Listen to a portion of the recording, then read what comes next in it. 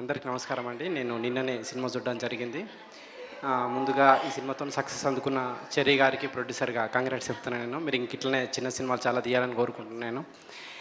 తర్వాత డైరెక్టర్ రితేష్ రాణా గారు, మీ work follow అవుతున్నా నేను. మీరు ఇట్లనే ఇంకా కామెడీ సినిమాలు చేసి నవ్వించాలి అందరినీ.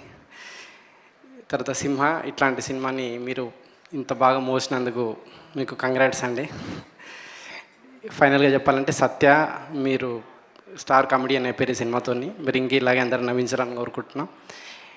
తర్వాత ఈ సినిమాలో అన్ని డిపార్ట్మెంట్స్ అండి, మ్యూజిక్ కాలభైరవ్ గారు కానీ అందరూ, డిఓపి మా ఫ్రెండ్ సురేష్, సో అందరూ చాలా అద్భుతంగా చేశారు. మీరు అందరు ఈ సినిమా వచ్చి ఎంజాయ్ చేయాలని కోరుకుంటున్నాను నేను. Thank you sir. ఇంకా ఉండండి సార్, అసలు సినిమాకి మీరు చిట్టి కోసం వెళ్ళారా లేకపోతే ఏంటి, ఎవరి కోసం వెళ్ళారు సినిమా చూడడానికి?